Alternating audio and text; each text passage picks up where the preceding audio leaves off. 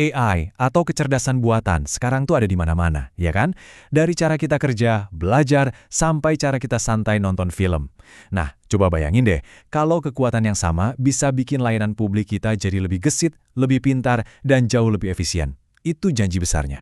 Pernah ngerasain gak sih, AI bisa tahu persis film apa yang bakal kita suka? Tapi kok giliran kita butuh ngurus sesuatu di kantor pemerintahan, rasanya masih butuh waktu lama banget.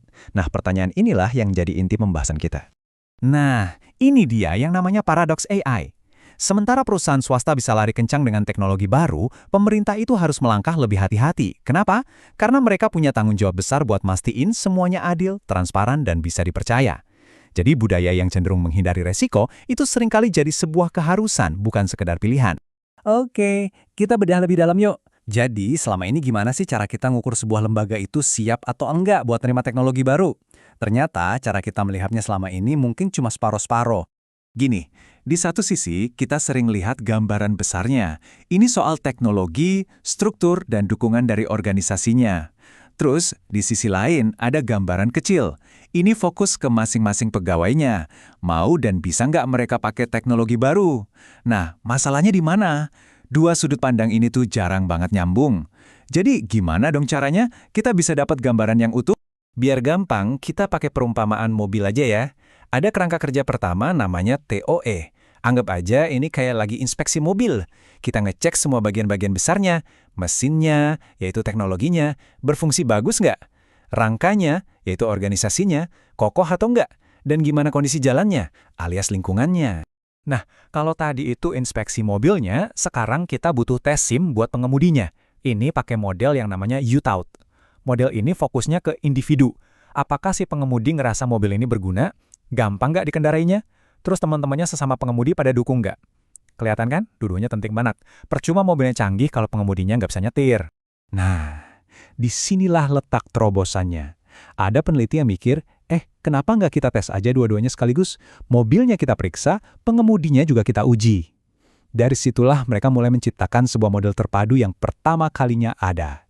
Prosesnya ada 4 langkah. Pertama, mereka bongkar dulu model inspeksi mobil dan tes SIM tadi buat nyari elemen-elemen paling pentingnya.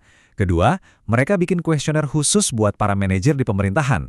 Ketiga, data yang terkumpul dianalisis pakai metode khusus buat nentuin faktor mana yang bobotnya paling berat.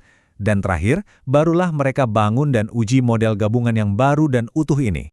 Dan inilah hasilnya, sebuah peta jalan yang utuh dan terpadu. Peta ini pada dasarnya ngegabungin 4 area kunci, teknologi, organisasi, lingkungan, dan yang nggak kalah penting, kesiapan individu. Inilah kerangka kerja baru yang bisa dipakai untuk mengukur kesiapan AI di sektor publik secara menyeluruh. Oke, petanya udah ada. Dengan kerangka baru ini, para peneliti akhirnya bisa jawab pertanyaan gedenya.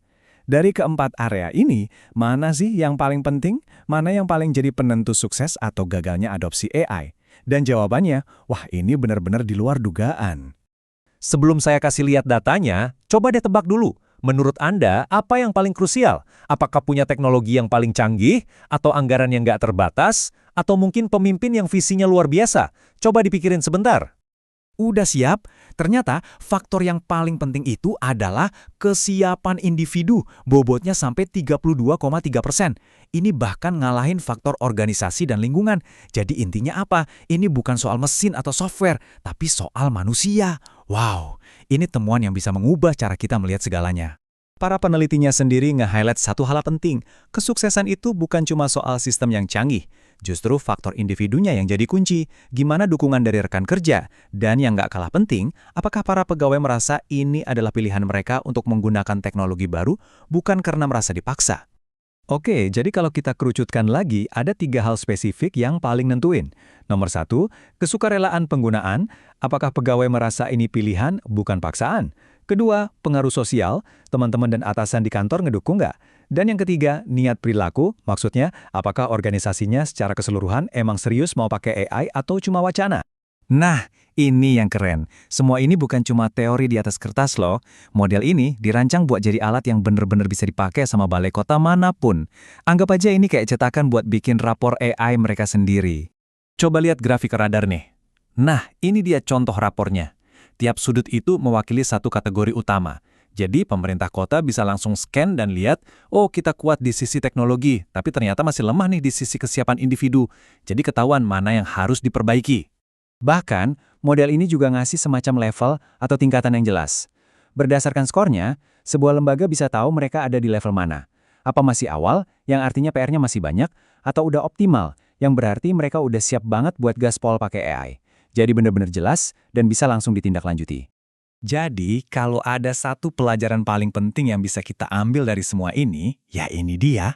Kunci sukses implementasi AI di pemerintahan itu ternyata bukan soal beli teknologi paling canggih atau software paling mahal. Ini lebih soal berinvestasi ke orang-orangnya, melatih mereka, melibatkan mereka, dan membangun budaya yang siap untuk berubah. Nah, obrolan kita kali ini ninggalin satu pertanyaan penting buat kita renungin bareng-bareng. Kalau kita pakai kacamata baru ini, ngelihat teknologinya, organisasinya, lingkungannya, dan terutama manusianya, kira-kira seberapa siap ya pemerintah kota tempat Anda tinggal buat menyambut masa depan yang didukung oleh AI?